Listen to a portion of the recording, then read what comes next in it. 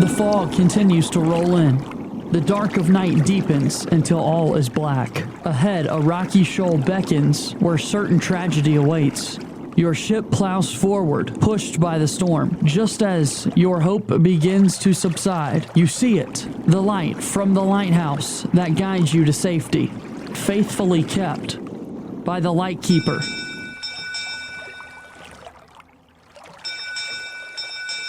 Hi, this is your host, Rob Jackson. Welcome to Lessons from the Lightkeeper, a special series on the Ed Leader podcast. Thank you so very much for all of the positive feedback that we've received about the introductory episode to this special series. As we begin to delve into Lessons from the Lightkeeper, each episode will tackle a separate lesson. Each episode will remain hopefully short enough to allow you the opportunity to consume the podcast episode in one sitting and have opportunity for reflection as you consider each of the lessons. Reflection, of course, is one of the most powerful growth tools for any leader, but specifically for education leaders, as we consider what worked well in what we just did and what didn't go quite the way we had hoped. Regardless, we have the opportunity to learn from that moment, but we only learn from that moment if we take the time to reflect upon it. And so I certainly hope that Lessons from the Lightkeeper will give you lots to reflect on as you move forward in your leadership journey. In the first episode, I had the opportunity to share a bit of where this special series came from. We talked about the words of State Board of Education Chairman Eric Davis as he shared that the lighthouse doesn't shine for itself, but rather it shines its light for everyone who needs that path to safety. And certainly ed leaders, educators, principals, superintendents, teachers, teacher assistants, nutritionists, custodians, people who answer the phone, all who work in education are ed leaders and have the opportunity to shine that light. This past week on social media, I had the opportunity to see a tweet from a principal who shared a picture of a bus driver who stopped by a kindergarten classroom to spend a few moments with a student. Those moments were spent because the student was nervous about riding the school bus for the very first time. And this bus driver, spending time in the classroom, as the principal pointed out in this tweet, was making an emotional deposit with that student. So when the student got on the bus later that day, they would recognize the bus driver who had been in their classroom, and that a relationship was beginning to develop. That bus driver certainly was displaying all the characteristics of a leader and an ed leader in that moment. I certainly appreciate particularly those building principals and superintendents and those in leadership who realize how important it is to allow ed leaders to lead, to allow them to make those decisions in the moment that are in the best interest of students. And what a powerful example that was. Forward we go into the first of the lessons from the Lightkeeper. The lesson that we start with is this: belief lights the light. As an educator, as an ed leader, what do you believe in? What is it that drives you? Simon Sinek talks about the golden circle, and the center of that being the why. What is your why? Why? Why this work? Why did you choose this pathway? Why did you choose to spend your emotional energy, your physical energy, your treasures, talents, and resources to be an educator? What was that purpose? For most of us, we would say things like, I chose to be an educator because I want to make a difference. I chose to be an educator to be a teacher like the teacher I had who made such a profound difference in my life. Regardless of that core why, as we move from that and we have that as our passion, I'm here to make a difference in the lives of children. I'm here to make a difference in the lives of my community. I'm here to make a difference in this world. As we move from that then, though, the work is absolutely built upon your beliefs. What do you believe? It's easy for us to fall back to cliches. Education, like every other profession, has many cliches. One of the first is, I believe all children can learn. Do you? Do you truly believe that all children can learn? I ask that question not in a facetious manner at all, but really encouraging you to spend a moment thinking, do I believe every child can learn? Do I believe every child can be successful? Do my actions convey that belief? You see, I want you to know I absolutely believe that every single child can be successful. I believe that to the core of my being, and I want to ensure that I surround myself with people who share that belief and who passionately share that belief.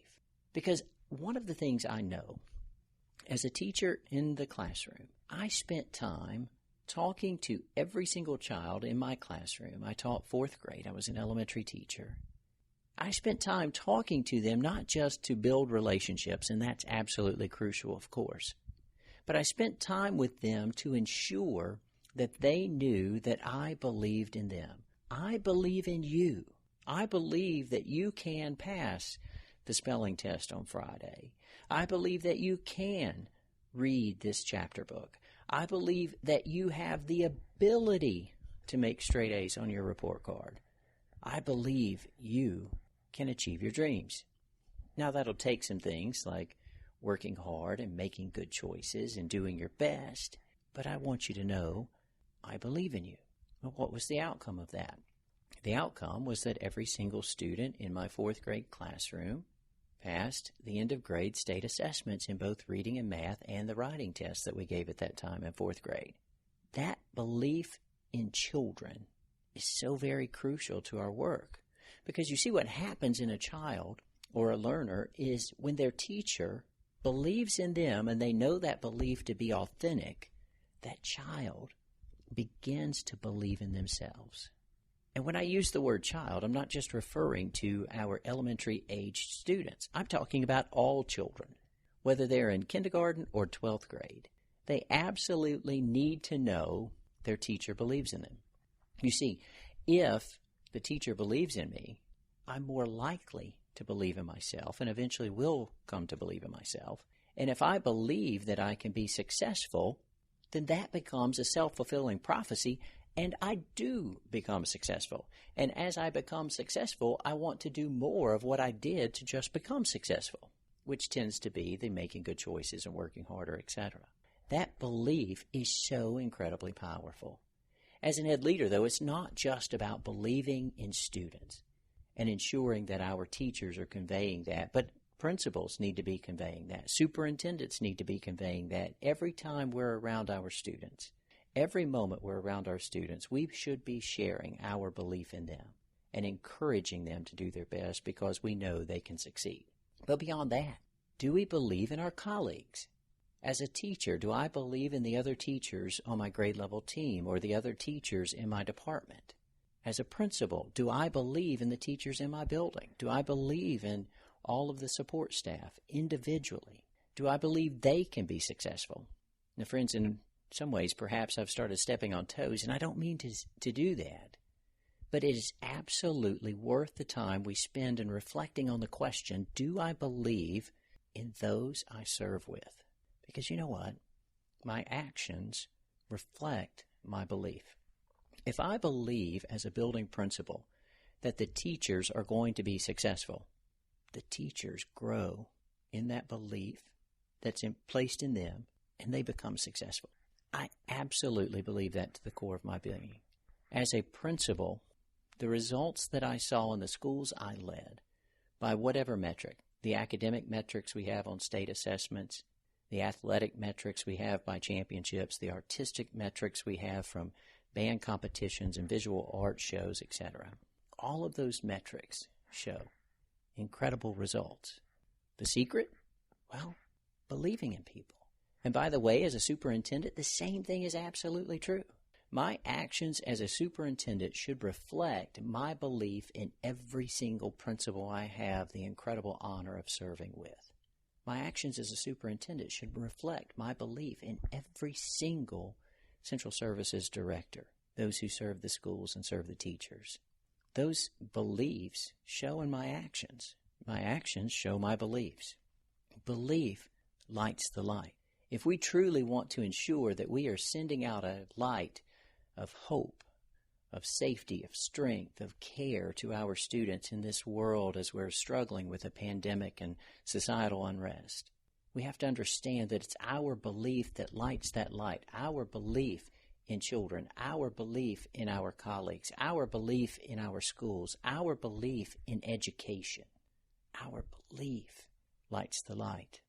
Now, I've shared that this series of Lessons from the Lightkeeper is based on the book Talent is Never Enough by John Maxwell. I love John Maxwell. He's someone who I consider to be a guru of leadership. And so I spend quite a bit of time in his books and listening to his podcast, and would certainly recommend him to you.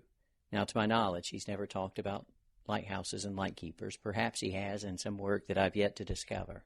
But in his book, he does talk about those things that ignite our talent. And one of the things that he starts with is this notion of belief. And so as we talk about belief lights the light that we're sending forward as ed leaders, he says that belief determines expectations. We don't have the opportunity to see incredible results if we don't believe that we're going to see incredible results. He says that we become on the outside what we believe in the inside. If I believe that I'm going to be successful, then I start doing the things it takes to be successful because I believe I'm going to be successful.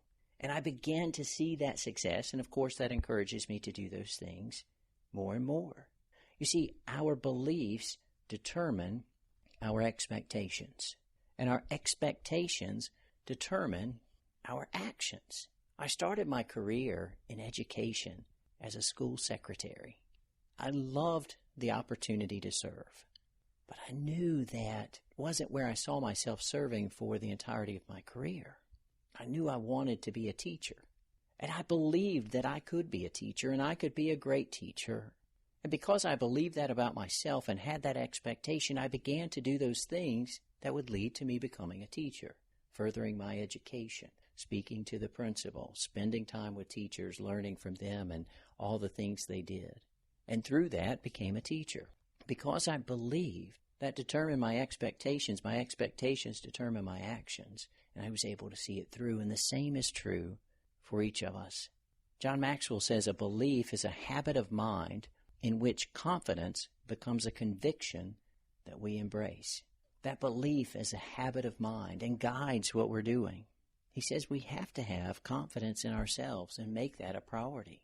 We have to believe that we can make a difference for children. If I stand at the front of the classroom as a teacher, as an ed leader, and I don't believe I can help every child become successful, it's not going to happen. That becomes a self-fulfilling prophecy as well. I don't think I can help you be successful, so I'm not going to be able to help you be successful. But if I believe that I can, and I have that confidence, then I'm going to do what it takes to improve me, to add to my toolkit, to make sure that we're doing the things to help you be successful. And you certainly will, because that belief determines my expectations. My expectations determines my actions. You see, it's impossible for us to live in a way that's inconsistent with our expectations of ourselves. If we expect ourselves to be successful, we're going to live to be successful. We're going to do the things to be successful. If we expect ourselves to stub our toe and foul out and to not quite make it, we're going to do that as well. You see, John Maxwell says there's really two kinds of people in this world. Those who want to get things done and those who don't want to make mistakes. And really what I think he's talking about here is this concept of failing forward. When my belief in children, when my belief in others, when my belief in myself gives me the confidence to try, then I'm willing to make mistakes because I see through the mistake to the success. But if I'm not confident in myself, and I'm so worried about making mistakes, then I'm not going to try the razor's edge. Then I'm not going to try to push myself to grow. Instead, I'm going to hold back, and I'm not going to achieve that success because I was too scared of making a mistake. We have to be willing to fail forward, to make a mistake, learn from this mistake, and continue to go. Ironically, we're talking about belief lights the light. Thomas Edison famously failed over and over and over and over and over to create a light bulb. And the quote from Thomas Edison says, paraphrasing of course, that I didn't fail all those times. I just learned new ways that wouldn't work. And he kept moving forward, and he did create a light bulb. And today at night we can see, because we flip the switch and the light comes on, because Thomas Edison and others were willing to fail forward. Ultimately, I hope that we approach this work as seeing our students, not as they are, but as they could be. Seeing them successful, seeing them the moment beyond high school graduation when they take that next step after receiving their diploma and shaking their principal's hand. And in that moment that step takes place, every single one of us throughout a school system from pre-kindergarten through 12th grade knows that we've done all we can to help them be successful in every step that comes next, because we believed in that child from the time they walked into the classroom, into the school. And as they move forward, we continue to believe in them. My friends, in this pandemic, in all that's going on in our world, there's a lot of fear, stress, anxiety, chaos. And in that world, in all of that stuff, a light does shine bright from our schoolhouses. A light that shows a pathway to this place where students are cared for and given the opportunity to achieve their dreams. That light shines because the Lightkeepers have made sure it continues to shine no matter the storm. Lightkeepers who clearly understand that belief lights the light. Belief in our students, belief in our colleagues, belief in our schools, our school systems, belief in education, and belief in ourselves. Belief lights the light. My friends, I hope that you've enjoyed this first lesson from the Lightkeeper. Certainly, as I've shared and as I've reflected, it continues to push me forward. What do I really, really believe in? What do you believe in? Belief lights the light. Good day. Thank you for listening to the Ed Leader Podcast. Please subscribe to the podcast and consider leaving a review with 5 stars on Apple Podcasts so that we may continue to grow the Ed Leader community. We hope that you have enjoyed your time with Dr. Jackson. Until next time.